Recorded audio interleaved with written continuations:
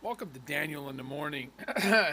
And this is sort of a NFL sports kind of fucking thing. Um, my beard's starting to grow out. I say starting to. I know some people can grow this kind of shit in like a week. It takes me like months to grow this. Way too much Native American heritage should be. Uh, anyways, uh, Twitter's just flying by. I keep on reading these articles that are blowing my fucking mind. I'm a Bears fan, for those of you who don't know. Uh, and Mitch Trubisky, the quarterback for the Chicago Bears, he dislocated his shoulder, um, which happens. He just fell weird. It was a strip sack that got nullified because of a bad holding call. I don't know if the holding call was bad because I wasn't paying any fucking attention. I probably should go look, but I don't give a shit. It's not important in the grand scheme of things. The injury is important. The holding call, not really. Because the Vikings' offense is anemic. If you can stop their run, you can basically grind their entire offense to a halt. I know a lot of Viking fans are really mad. I've been watching a lot of videos on Viking fans. Have been really angry. What blows my mind watching these videos is that they're like, oh, it would have been better if Mitch Trubisky had stayed in. The Mitch Trubisky who beat the living dog shit out of your really good defense last year, and even as a rookie, did pretty good against your defense the year before. It wasn't terrible. He made some rookie mistakes. But that first game he played you guys in, he came pretty close to beating you. Had he not thrown that interception, who knows? Stupid TweetDeck, always crashing. TweetDeck has some kind of problem with the new Edge for whatever reason. I have no reason. I have no. I don't have any idea why. But anyways, back to Mitch Trubisky. So Chase Daniels comes in, and if you didn't know what Chase Daniels did in the game, you would think from listening to these people that Chase Daniels lit it up, just freaking destroyed that Vikings defense, just completely obliterated it, fucking threw like 5 touchdowns, fucking 400 yards, just annihilated them, right? They're like, oh, Chase Daniels is the better quarterback. Chase Daniels is the better quarterback. The week before, Mitch Trubisky threw 3 touchdowns in 1 quarter. Mitch Trubisky threw 1 touchdown, and he was already kind of there already. And for the rest of the game, he was really good. Between 20 yards and 20 yards. But, if you can't make that next step against a team that can score like most teams in the NFL, not including the Vikings, apparently, let me update Microsoft Edge's new browser. I don't understand where people are thinking. Sorry, I'm in my bedroom. There's my air conditioner. There's my wife's dirty, as you can see, a woman's dresser is always full of stuff. I don't understand where all this Chase Daniels is better than Mitch Trubisky is. He's a great backup. He can come in. He can run the offense. He's been in the offense for 5 years, so he knows the offense really well. So he can come in, run the offense. You lose the explosive ability of Mitch Trubisky, but Chase won't try to do too much. When Chase Daniels has to win you a game, he's gonna mess up. All right. So that New York game, they had no business losing that game. All right. And the hero of that game, if they had won, the hero of that game wouldn't have been. It would have been the running back who threw a touchdown to tie the game. Woo! All right. Not the backup. backup quarterback, but Tariq Cohen. So, anyways, I don't understand. Yeah, he's had a rough go of it a little bit. The beginning of the year. It looks like he didn't. I don't think he played a single down. Maybe he played a little bit during the preseason, but just a tiny bit. I'm trying to remember, but I don't think he played much, if any at all. I don't think any of the starters really played a ton. Certainly none of their superstars on defense, and they've got quite a bit of them. But we won't talk about it. Everybody knows their defense is fucking crazy. But here's what blows my mind. Chase Daniels. Chase Daniels is a good guy to throw in. Mitch gets hurt. Chase Daniels comes in.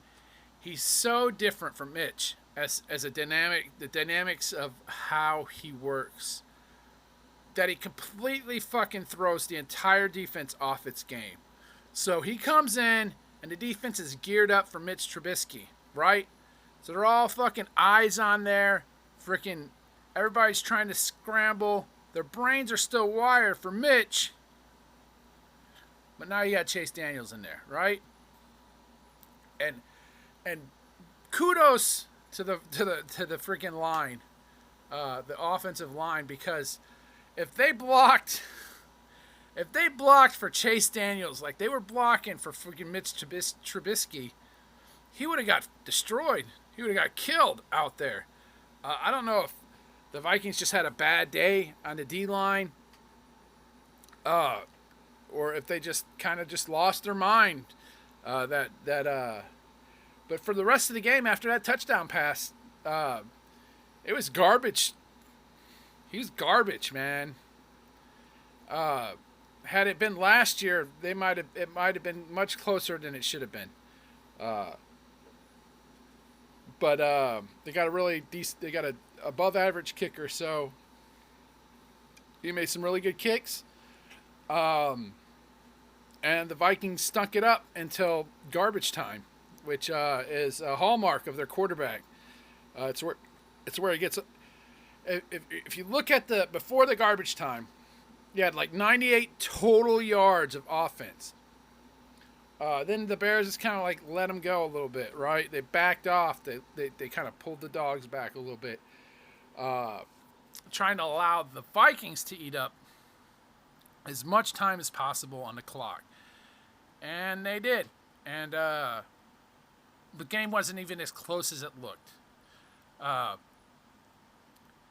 I have a feeling that had it been Mitch Trubisky in there, maybe he throws away a ball, maybe he throws away a pick or something. But I have a feeling he gets a couple touchdowns. And he's had the Vikings number. He's done pretty well against the Vikings and their defense throughout his career. Now, I know his rookie season lost 2 games, but they've won 3 in a row. They won both their games with Mitch last year. They did really good against the Vikings. So I don't see any reason. I mean, there's 0 reasons why anyone, and it's their job. I understand it's their job to like kind of stir shit up, right? Get the views, get the Bears fans to be like, "You're fucking crazy! You're crazy!" on the YouTube, typing in comments like, "You're nuts!" And then you have the crazy Bear fans like, "Oh yeah, Chase Daniels, he threw a touchdown.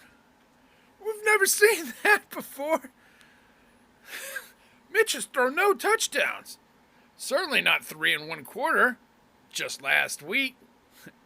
So anyways, as far as I'm concerned, 0 quarterback controversy.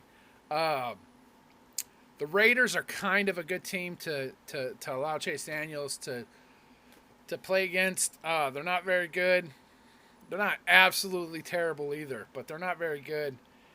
Here's the thing. The Giants sucked ass last year, and Chase Daniels handed them the game. He handed them the game. Just go look. Chase Daniels versus Giants last year. if I'm not mistaken, he threw a pick six, like right the fuck away, right away. He just pop, pick six against the Giants, and then he kept on letting them stay in the game, and he's a nice change up, right? You get hurt, you got your quarterback coming in. You're geared for another type of quarterback. You got a certain other type of quarterback come in, and he kind of trips you up. But the Vikings are a good defense. They were able to get in there, change shit up, and get rolling again. And all they got for the rest of the game were long field goals. They didn't really threaten. Had the Vikings offense been playing any other defense, I think they wouldn't have lost. I don't think they would have lost. 16 points, get out of here. So there is no quarterback controversy. One touchdown, sub 200 yards. That's getting the job done, right? So at my work, we've got a little labor sheet we have to fill out. Chase Daniels did 80%. That's what you're aiming for, the bare minimum. And Chase Daniels hit 80%. Maybe 83%, right? Where, you just get that extra thing. Like, you had to use 2 forklifts, so you had to fill out 2 forklift sheets. And then extra forklift sheet, which is like 0.2, got you over the hump a little bit. Just enough so you're like 83%. 83, forever. 0.333 forever. So anyways, that's how I feel. I just, yeah, Mitchell fucking occasionally stink it up. He will, because he takes chances, and he's got a really good arm, and he'll take chances. And here's the benefits. If he takes chances and he fucks it up, he knows that he could take more chances because he's got a really good defense out there that'll take care of it. They'll take care of it. Maybe he's in the other end zone. He throws a pick, especially in garbage time. Like I know a lot of people get angry. You're going down the field, and you throw a pick at like the 12-yard line, right? You're really not. You don't give a shit, right? If you're already winning, that pick is basically a 3 and out or whatever, a punt, a really good punt. But so there's times when you throw an end zone pick. That's the one that kills me. End zone picks. But I think that everybody that keeps on saying that Mitch Trubisky or that Chase Daniels is better than Mitch Trubisky, you guys are crazy. And you have to know, all these pundits have to know, in their heart of hearts, that's right, that's the side my heart is on. Or the side a human heart would be on, if I was human. Anyways, in the heart of hearts, Chase Daniels isn't as good as Mitch Trubisky. Chase Daniels is good enough. Chase Daniels is a GED. Mitch Trubisky, maybe he's an associate's, trying to work towards the bachelor's degree, okay? Not quite there. Not quite there. Maybe never get to doctorates, but hopefully we get to a bachelor's degree, right? But forever, Chase Daniels will be a GED. A GED is good enough. Maybe someday you get some college credits, or you'll go to like a school where they teach you how to work on cars or something, right? Maybe something like that. But, he'll never get past that point. He can start for the Dolphins. He can start for the Dolphins.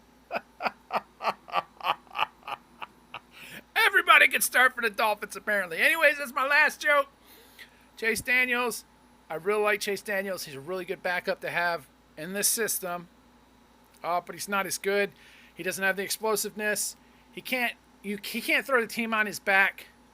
And one of the things that Mitch is really good at is when everything is at the end and he needs to just get it down the field. Even if all it needs to get down is to where Panero can hit that field goal to win the game. He does it. He did it against the Eagles. If it wouldn't have been a double doink, they would have won. All right? So he can stink it up all game. And then when the brass tacks are down, he's going to get it down. And guess what? Chase Daniels is not going to get it done.